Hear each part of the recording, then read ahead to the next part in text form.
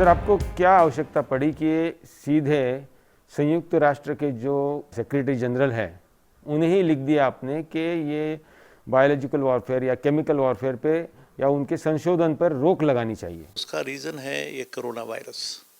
ये biological weapon का एक छोटा सा नमूना है। जिस तरह से ये सारी दुनिया अभी भयभीत है, मरने का डर है सारी दुनिया में, अमेरिका से लेके, चाइना से लेके, रशिया से लेके, कितने लोग मरे, कितने लोग बीमार है, आप जानते हैं।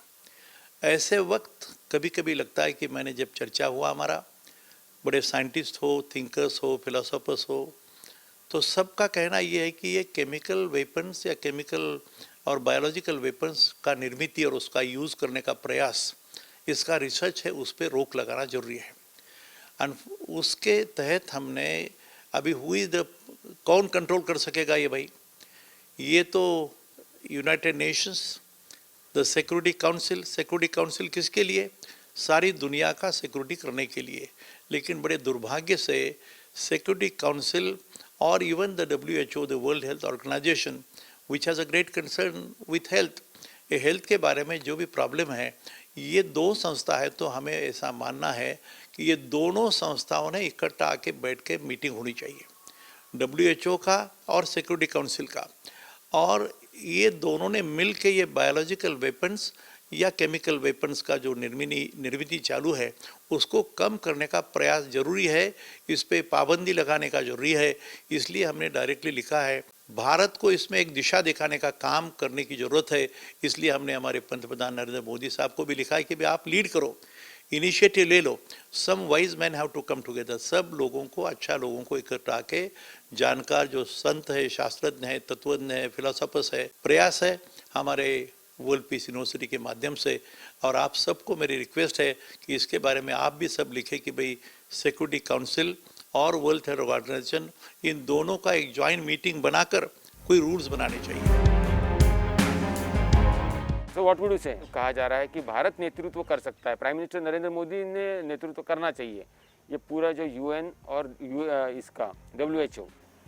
एक खत इसलिए लिखा था कि जैसे कि वर्ल्ड पीस यूनिवर्सिटी सेंटर जो है, हमारे स्टडीज़ में लगता है कि वी हैव टू, जो अभी तक जो एफर्ट हुए, दे आर नॉट इनफ। अभी जो चाइना में हुआ है, जो सब कह रहे हैं कि नहीं, वुहान से ही शुरुआत हुई। हाँ, वो तो नहीं, उसका जी चाइना इसने नहीं किया तो वो ओपन क्यों नहीं कर रहे फिर सबको?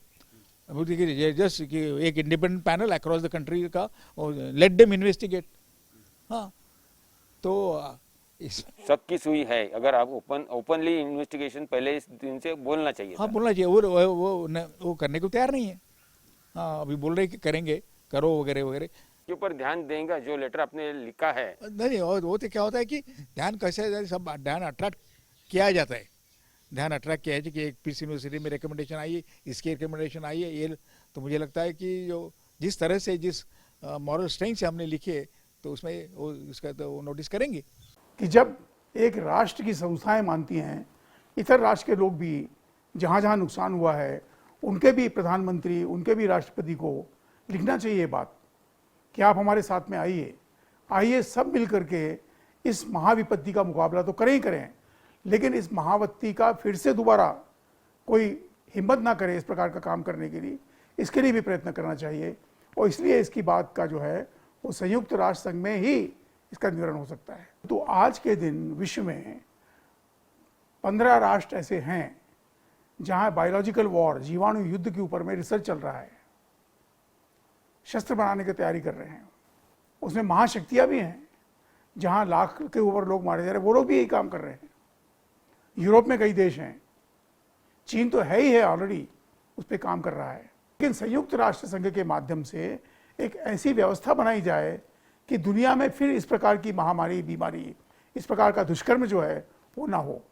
इंडिविजुअल देश जो हैं ये दूसरे प्रकार से उनको पढ़ा सकते हैं, पाठ सिखा सकते हैं, कंट्रोल लगा सकते हैं। उनका आप आयात कम कर दीजिए, उनकी आर्थिक शक्ति पर प्रभाव होगा, उनकी औद्योगिक शक्ति पर प्रभाव होगा, और फिर देखते हैं वो कहाँ जाते हैं। एक प्रकार से पूरे विश्व ने आकर के एक निषेध करना पड़ेगा, व्यक्ति का नहीं, राष्ट्र का भी नहीं, उस मानसिकता का निषेध करना पड़ेगा हमको कि फिर दोबारा कोई इस प्रकार की भयानक गलती ना करे।